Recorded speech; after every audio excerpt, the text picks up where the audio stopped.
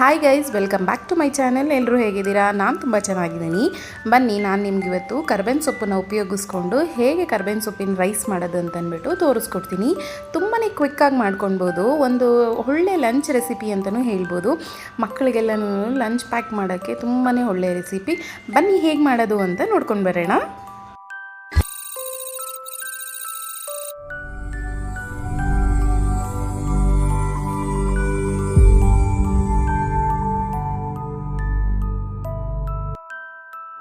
ಇದಕ್ಕೆ ಬೇಕಾಗಿರುವಂಥ ಇಂಗ್ರೀಡಿಯೆಂಟ್ಸು ಕಡಲೆಬೇಳೆ, ಮೆಣಸು, ಉದ್ದಿನಬೇಳೆ, ಬಿಳಿ ಎಳ್ಳು, ಜೀರಿಗೆ, 4ರಿಂದ 5 ಒಣಮೆಣಸಿನ್ಕಾಯಿ, ಮೊದಲೇ ನೀವು ಕ್ಲೀನ್ ಮಾಡಿ ಇಟ್ಕೊಂಡಿರುವಂಥ ಕರ್ಬೇವಿನ ಸೊಪ್ಪು ತೊಗೊಳ್ಳಿ. ಇದನ್ನು ನೀಟಾಗಿ ತೊಳೆದು ನೀರಿನ ಅಂಶ ಹೋಗೋ ಥರ ಎತ್ತಿಟ್ಕೊಳ್ಳಿ.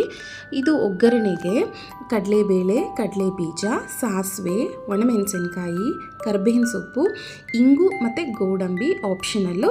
ಇದ್ರ ಜೊತೆಗೆ ಸ್ವಲ್ಪ ಕೊತ್ತಂಬರಿ ಸೊಪ್ಪು. ಇದನ್ನೆಲ್ಲನೂ ಹೇಗೆ ಮಾಡೋದು ಅಂತಂದರೆ, ಒಂದು ಪ್ಯಾನ್ ಇಟ್ಕೊಳ್ಳಿ. ನೀವು ಡ್ರೈ ರೋಸ್ಟ್ ಮಾಡ್ಕೊಳ್ಳೋಕೆ ಎತ್ತಿಟ್ಕೊಂಡಿರೋಂಥ ಕಡಲೆಬೇಳೆ, ಉದ್ದಿನಬೇಳೆ, ಮೆಣಸು, ಜೀರಿಗೆ, ಬಿಳಿ ಎಳ್ಳು, ಒಣಮೆಣಸಿನ್ಕಾಯಿ ಇದನ್ನೆಲ್ಲ ಹಾಕಿ ನೀಟಾಗಿ ಡ್ರೈ ರೋಸ್ಟ್ ಮಾಡ್ಕೊಂಡು ಬನ್ನಿ. ಇದು ಕಲರು ಚೇಂಜ್ ಆಗ್ತಾ ಬರುತ್ತೆ. ಇದು ಕಲರ್ ಚೇಂಜ್ ಆಗಿದ ತಕ್ಷಣ ನೀವು ಇಟ್ಕೊಂಡಿರೋವಂಥ ಕರ್ಬೇವಿನ ಸೊಪ್ಪನ್ನು ಇದಕ್ಕೆ ಹಾಕಿ ಚೆನ್ನಾಗಿ ಡ್ರೈ ರೋಸ್ಟ್ ಮಾಡಬೇಕು. ಎಲೆ ಎಲ್ಲ ನೀವು ಹಿಂಗೆ ಕೈಯಲ್ಲಿ ಮುಟ್ಟಿದಾಗ ಒಂಥರ ಪುಡಿ ಪುಡಿ ಆಗೋ ಥರ ಆಗಬೇಕು. ಅಷ್ಟು ನೀಟಾಗಿ ನೀವು ಫ್ರೈ ಮಾಡ್ಕೊಂಡು ಬನ್ನಿ. ಬೇಗ ಆಗಿಬಿಡುತ್ತೆ. ಒಂದು 4-5 ಮಿನಿಟ್ಸ್ಗೆಲ್ಲನೂ ಕರ್ಬೇವಿನ ಸೊಪ್ಪು ಪೂರ್ತಿಯಾಗಿ ಡ್ರೈ ಆಗಿಬಿಡುತ್ತೆ. ಕರ್ಬೇವಿನ ಸೊಪ್ಪು ಬೇರೆ ಊಟಕ್ಕೆಲ್ಲ ಹಾಕಿದಾಗ ನಾವು ಎಲ್ಲ ಎತ್ತಿ ಪಕ್ಕಕ್ಕೆ ಇಡ್ತೀವಿ. ಬಟ್ ಇದು ಕಣ್ಣಿಗೆ ತುಂಬಾ ಒಳ್ಳೆಯದು ಮತ್ತು ಹೇರ್ ಫಾಲ್ಗೆಲ್ಲನೂ ತುಂಬಾ ಯೂಸ್ ಆಗುತ್ತೆ. ಮೇಯ್ನಾಗಿ ಪ್ರೆಗ್ನೆಂಟ್ ಲೇಡೀಸ್ಗೆ ಅಥವಾ ಮಗು ಆದಮೇಲೆ ನಿಮ್ಮ ಬಾಣಂತನದಲ್ಲಿ ಈ ಥರ ಒಂದು ಕರ್ಬೇವಿನ ಸೊಪ್ಪನ್ನು ತಿನ್ನೋದ್ರಿಂದ ನಿಮಗೆ ತುಂಬಾ ಉಪಯೋಗ ಆಗುತ್ತೆ. ಮತ್ತು ಇನ್ನೊಂದು ನಮ್ಮ ಸ್ಕಿನ್ನು ಅಷ್ಟೇ ತುಂಬಾ ಬ್ರೈಟ್ ಆಗಿರುತ್ತೆ ಇದನ್ನು ತಿಂತಾಯಿದ್ರೆ.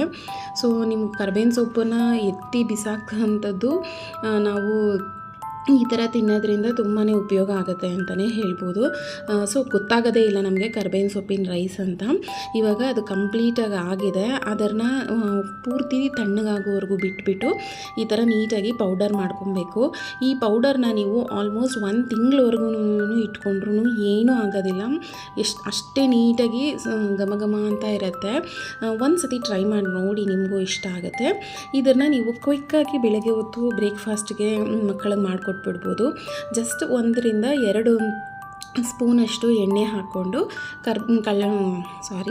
ಕಡಲೆ ಬೀಜ ಹಾಕ್ಕೊಂಡು ಚೆನ್ನಾಗಿ ಫ್ರೈ ಮಾಡ್ಕೊಳ್ಳಿ. ಕಡಲೆ ಬೀಜನ ನೀವು ಮೊದಲೇ ಫ್ರೈ ಮಾಡ್ಕೊಳ್ಳೋದ್ರಿಂದ ತಿನ್ನೋವಾಗ ಅದ್ರದ್ದು ಫ್ಲೇವರು ತುಂಬಾ ಚೆನ್ನಾಗಿರುತ್ತೆ. ಆಮೇಲೆ ಸ್ವಲ್ಪ ಸಾಸಿವೆ, ಆಮೇಲೆ ಕಡಲೆಬೇಳೆ, ಗೋಡಂಬಿ ಆಪ್ಷನಲ್ಲು ಕಂಪ್ಲೀಟಾಗಿ ಅದನ್ನೆಲ್ಲ ಹಾಕ್ಕೊಂಡು ನೀಟಾಗಿ ಫ್ರೈ ಮಾಡ್ಕೊಳ್ಳಿ.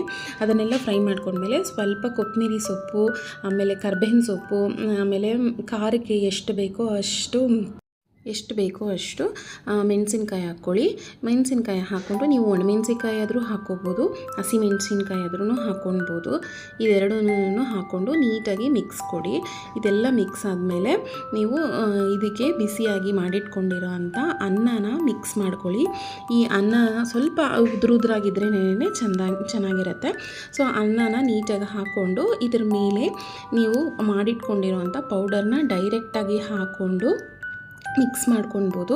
ನಾನು ಇಷ್ಟನ್ನಕ್ಕೆ ಇಲ್ಲಿ 2ರಿಂದ 2.5 ಸ್ಪೂನಷ್ಟು ಪೌಡರ್ನ ಹಾಕ್ಕೊಂಡಿದ್ದೀನಿ. ಇದನ್ನು ಆಲ್ಮೋಸ್ಟ್ ನಾನು 15-20 ಡೇಸ್ ಪೌಡರ್ನ ಎತ್ತಿಟ್ಕೋತೀನಿ. ಏನೂ ಆಗೋದಿಲ್ಲ. ಬೆಳಗ್ಗೆ ಹೊತ್ತು ಮಕ್ಕಳಿಗೆ ಕ್ವಿಕ್ಕಾಗಿ ಏನಾದರೂ ಮಾಡಿಕೊಡ್ಬೇಕು ಅಂತಂದಾಗ ನಿಜವಾಗ್ಲೂ ತುಂಬಾ ಯೂಸ್ ಆಗುತ್ತೆ. ಅದ್ರ ಜೊತೆಗೆ ಉಪ್ಪು, ಕೊತ್ತಂಬರಿ ಸೊಪ್ಪು ಎಲ್ಲ ಹಾಕ್ಕೊಂಡು ನೀಟಾಗಿ ಮಿಕ್ಸ್ ಮಾಡಿಬಿಡಿ. ತುಂಬಾ ರುಚಿಯಾಗಿರುತ್ತೆ. ಯಾವಾಗೂ ಚಿತ್ರಾನ್ನ ತಿನ್ನೋ ಬದಲು ಈ ಥರ ವೆರೈಟಿ ರೈಸ್ ಮಾಡೋದ್ರಿಂದ ಮಕ್ಕಳಿಗೂ ಇಷ್ಟ ಆಗುತ್ತೆ. ಅದರದ್ದು ಫ್ಲೇವರು ಅಷ್ಟೇ ತುಂಬಾ ಚೆನ್ನಾಗಿರುತ್ತೆ. ಸೊ ನಿಮಗೆಲ್ಲ ಇಷ್ಟ ಆಗಿದೆ ಅಂತ ಅಂದ್ಕೊತೀನಿ. ಒಂದು ಸತಿ ಟ್ರೈ ಮಾಡಿ ನೋಡಿ. ನಿಮಗೆಲ್ಲರಿಗೂ ಇಷ್ಟ ಆದರೆ ಪ್ಲೀಸ್ ಲೈಕ್ ಮಾಡಿ, ಶೇರ್ ಮಾಡಿ, ಕಮೆಂಟ್ ಮಾಡಿ. Thank you so much.